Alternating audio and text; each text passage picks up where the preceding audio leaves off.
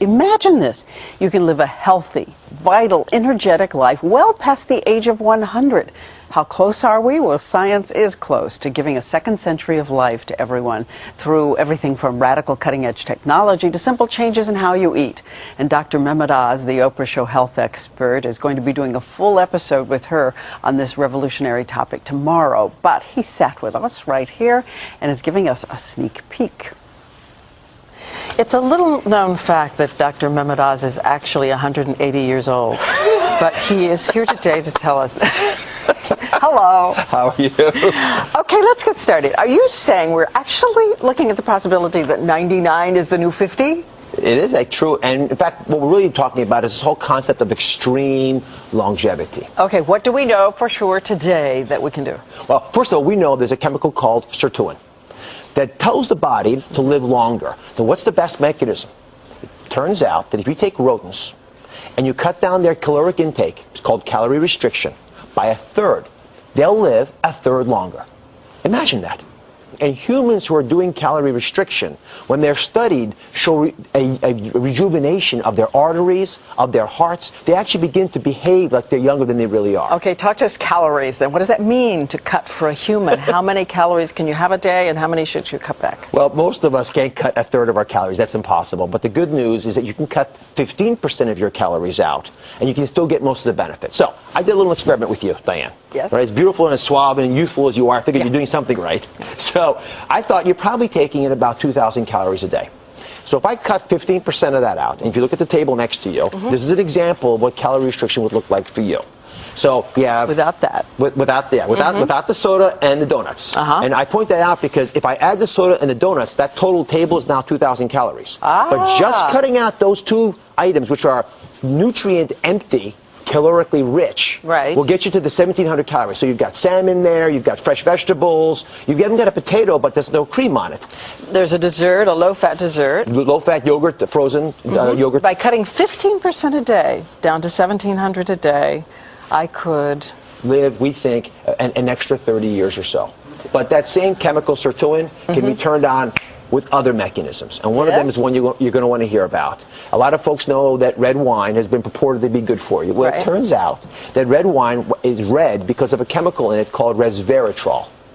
And so one of the ways that we think red wines benefit health is by turning on that same anti-aging chemical. Oh, really? But how much? Because we keep hearing the conflicting studies that if you drink more than 7, 8, 9, 10 glasses of wine a week, you're at increased risk for some cancers, women especially. Well, for women, I would not drink more than a glass of wine or any alcohol a day.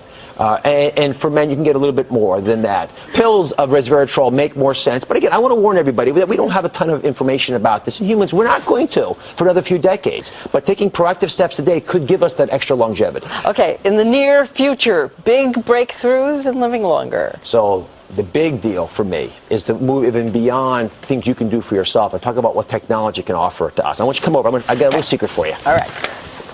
So on this table, we did a little science experiment. And we're talking here about tissue regeneration. So imagine that you're a classic car, right? And a part of you breaks. You don't want to discard the car. What you really want to do is fix the broken parts. So what does that look like to you? It looks like an ear. It looks like a styrofoam ear. You can hold it. It won't bite you. Does it feel sort of solid? Yeah, very solid. Right. So this is actually a mold for a human ear. So if you're a GI injured in war, or you had frostbite and lost your nose, we could actually re-engineer cells. So we take your blood, add it to the mold, and your cells will begin to repopulate this and make you a new ear. This is being done now. Being done today. It's actually been implanting for bladders. There's lots of different organs we can begin to replace. But this is the first generation. What I'm about to show you now will really blow your mind. And this is the example. If you hold this, this is a scaffold of an artery made from pig tissue. Right? Now, if I take that, you can see through. You can use it as a straw. So if I take that and I add a little bit of your cells to it, your blood, and then I put it into a pump so it actually is feeling the pressure that an artery would feel, I can make you a new artery. You see pulse in there? No kidding. And look at this. This is the same technique done with a valve. And if you look from up top here, take a look from up top, you can see the valve open and close. Oh, yes. So take this one generation further. I can now begin to take an organ, take the cells of the animal out of it, put your cells into it, and I can grow you a heart. It's been done. I can grow you a liver, a pancreas, a spleen, a lung, anything. And this technology for recreating organs for us is going to give us that booster rocket into the second century of life. So if calorie restriction and new insights about how chemicals like resveratrol could turn on systems for anti-aging in your body fail, and something breaks, you can replace it. Replacement parts when your warranty is getting a little old. And how soon, realistically, before you think a pancreas or something complicated like a liver could be ready for replacement, your own cells? Single-digit years. And that's the big breakthrough. It is increasing so rapidly. When I went down to the Wake Forest Regeneration Lab, which is where all this material came from, it absolutely blew my mind. And the other person's mind that blew actually is Oprah's. Yeah, that's a pig heart with all the cells taken out of it. Exactly. Yes. So you would take that pig heart and inject some of your own cells. Take my blood, spin it down, put the cells into this, baste it in that chamber that we showed in the video, and it will slowly grow your own organ back. That is incredible. That is, don't y'all think that's incredible? That is To see her just absolutely as fascinated as I was means that this stuff really can capture our imagination. And where our imagination goes, our science will follow. What about replacing a brain? I'm not kidding. Could you grow a brain? You know, go with that beautiful new body?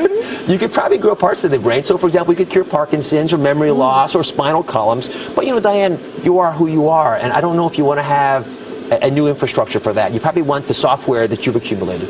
All right. Well, you're going to do more with Oprah tomorrow. We've got lots of cool stuff. We're going to do hyperbaric oxygen, infrared sauna baths, lots of cool things about extreme longevity. It is here. It is now.